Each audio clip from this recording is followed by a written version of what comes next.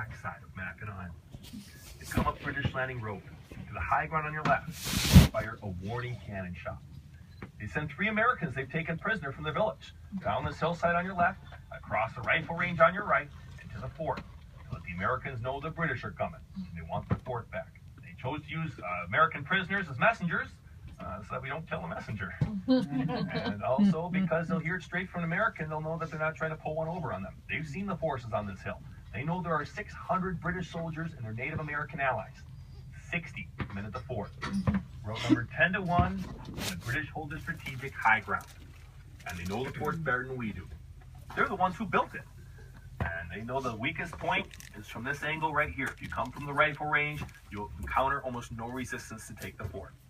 And they may look down there and say, well, what about the blockhouse? The west blockhouse in the upper right corner, the black dot in the center, there's a cannon. That should help slow down the British. You may notice it's cockeyed, pointed the wrong direction. And with 60 men at this fort, even if we do decide to fight, we can't defend the fort and the village simultaneously. The soldiers will be leaving their wives and children vulnerable to attack in the village to fend for themselves. Closest reinforcements hundreds of miles away in Fort Detroit. Lieutenant Porter Hanks and the other Americans, as well as the British, knew we were not going to do real well. So we surrendered without firing a single shot. And this became British soil, July 17, 1812. Now, Lieutenant Porter Hanks leaves the island, disgraced, sent to Fort Detroit to be court-martialed for cowardice. He never sees his trial. Because at Fort Detroit, they came under attack by the British as well. And a cannon shell passed through his cell and through his body, and that was the end of Lieutenant Porter Hanks. History tells us he made the right decision to surrender. He would have lost his island and fort regardless. His decision avoided a great unnecessary loss of life. So to make things up to him, he named a trail after him on Mackinaw Island. Let's go. Trail? Trail. They named a trail. What's the name of the Okay, trail? so the British take this island The from guy us. that got killed. That's all right.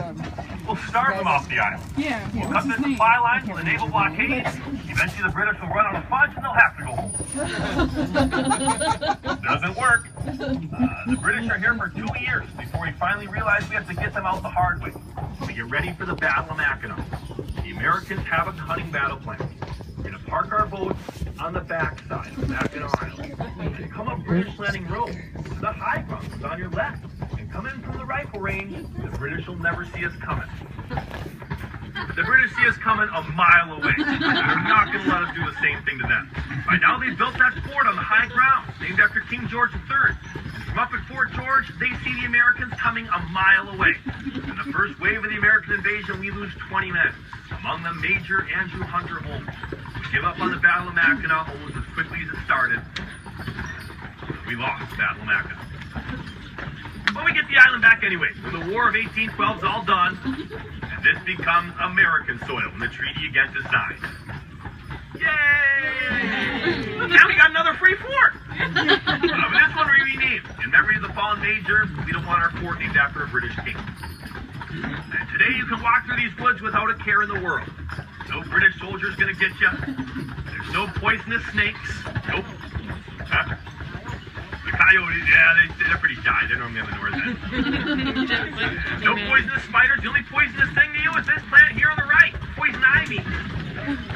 A lot of it. Remember little rhyme? Leaves a bee? Leave a bee! That's right. It's all over the island. I could have pointed out 6 times by now, but it's the only spot where I got nothing else to talk about, so I do it here. Watch out for it. It is everywhere on the island. You are not safe anywhere. Always be cognizant of looking at the plants and the telltale leaves of 3.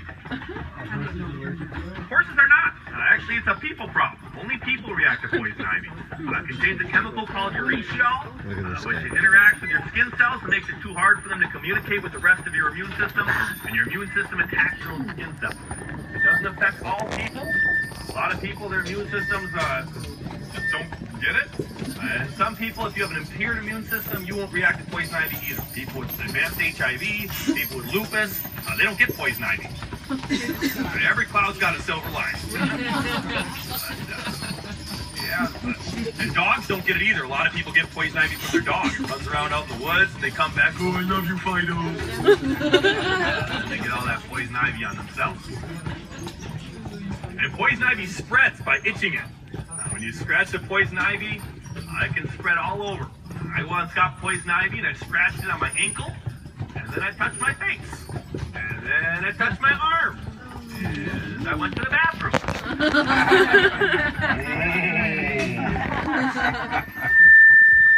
I was pretty relieved when I found out it was all poison ivy. It could happen to you too, though. You think it's real funny. Just watch. Watch out. Are you? Must be nice. Well, you still got to watch out for this plant, though. See this all dried up one? That's called cow parsnip. It's a relative to giant hogweed and contains a photoreactive